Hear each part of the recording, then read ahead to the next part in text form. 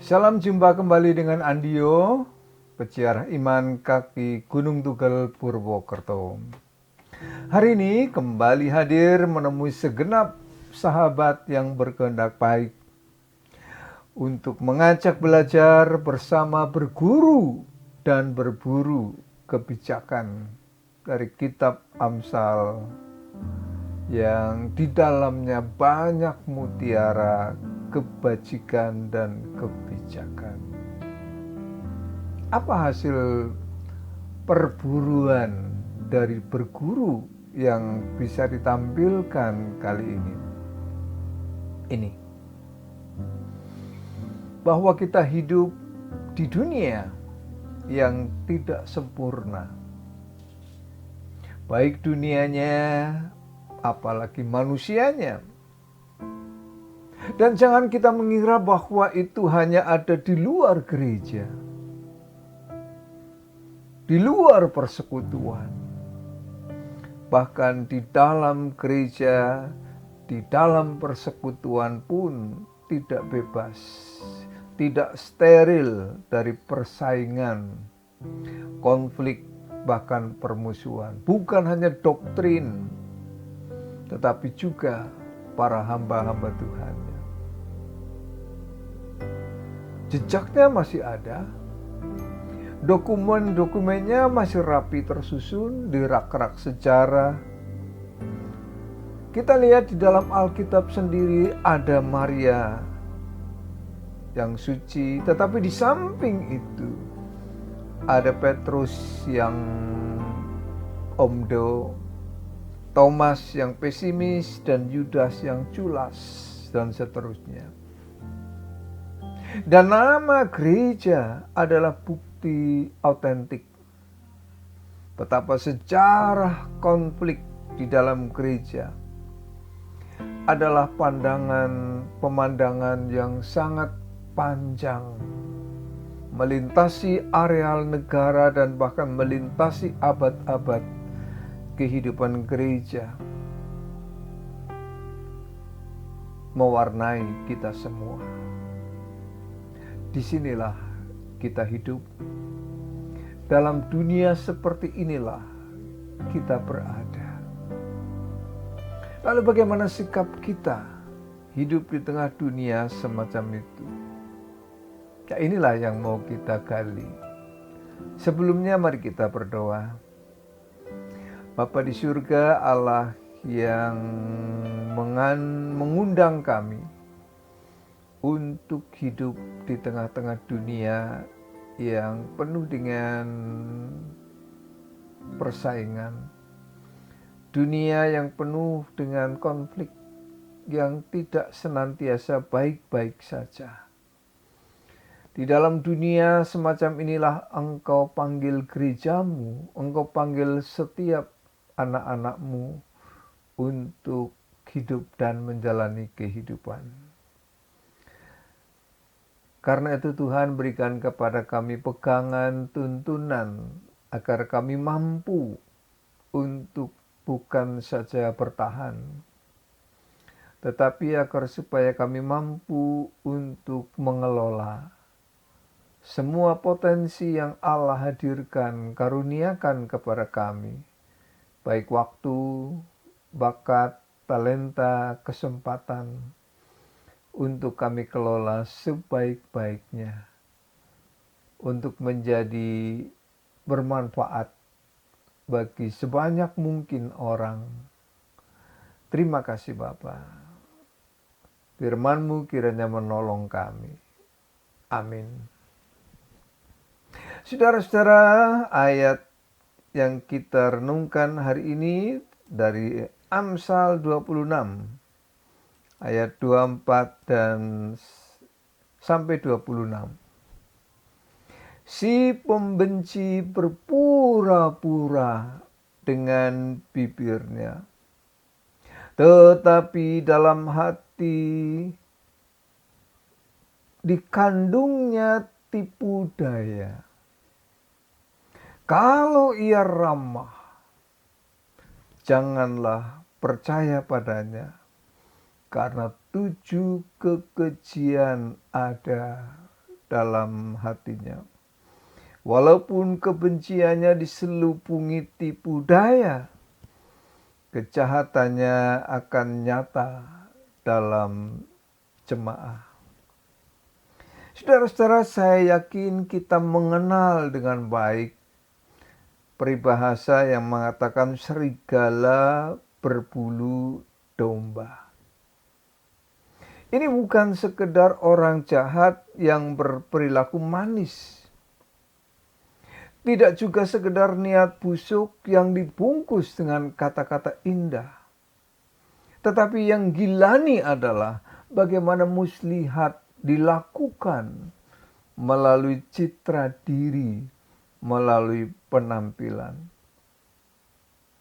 Dan ini banyak bertebaran, berseliweran di depan mata kita. Bahkan mungkin setiap menit.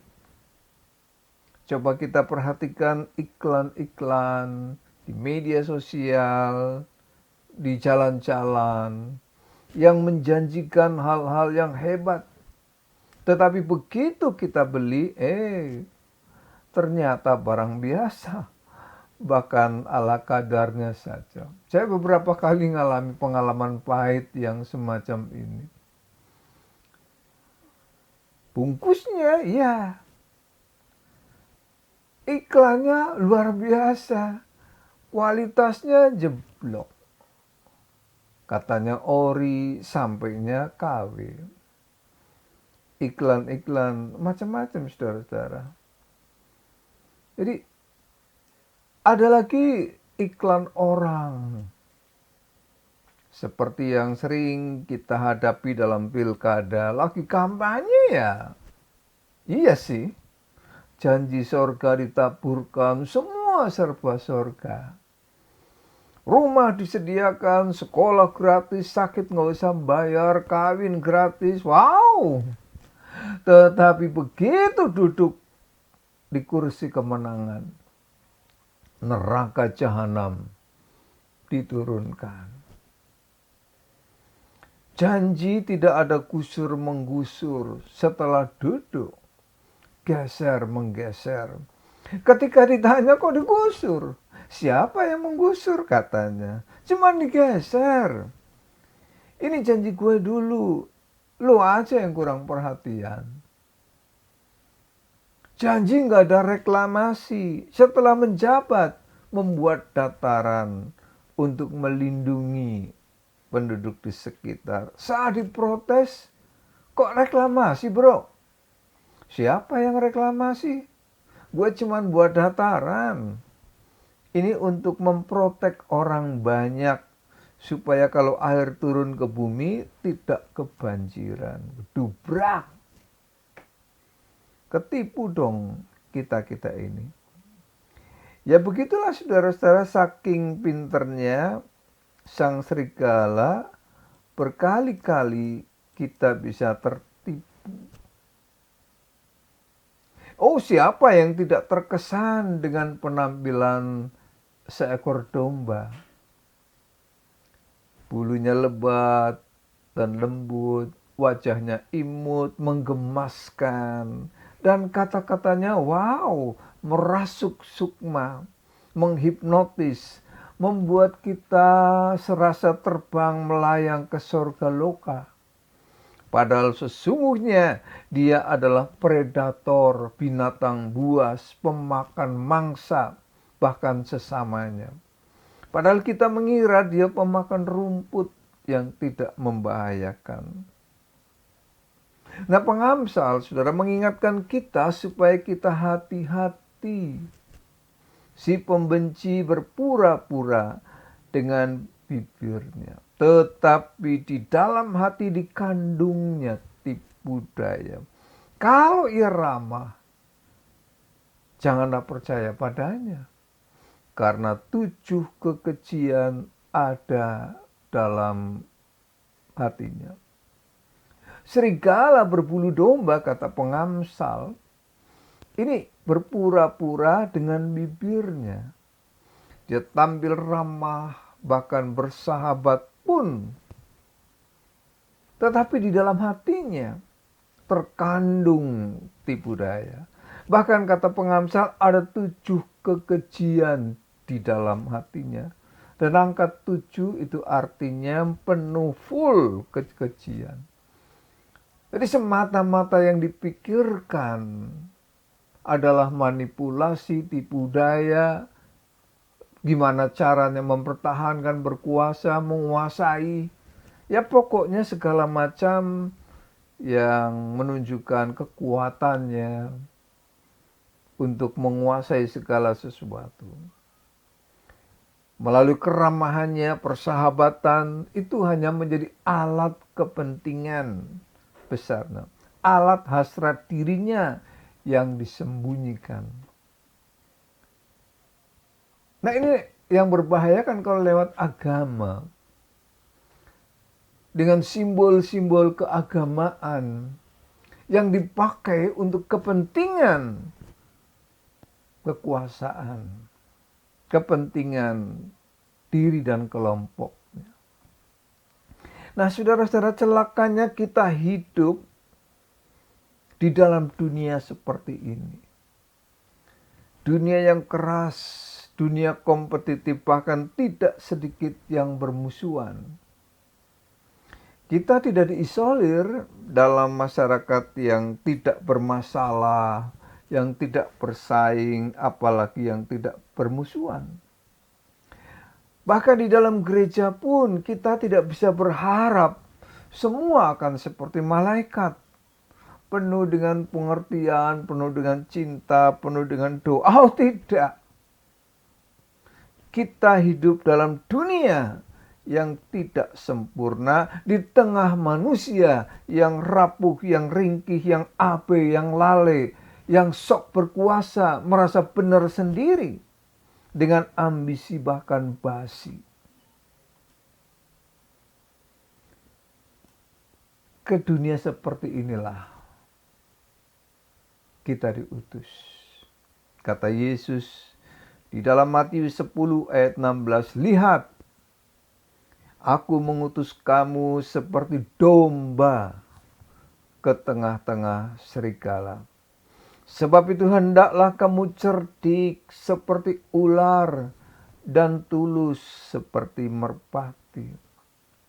Artinya jelas saudara-saudara, bahwa kita memang hidup bukan di sorga, tidak ditempatkan di sorga, dan belum di sorga. Tetapi masih di dunia, bahkan di dunia kejahatan, bagaikan domba di tengah-tengah serigala.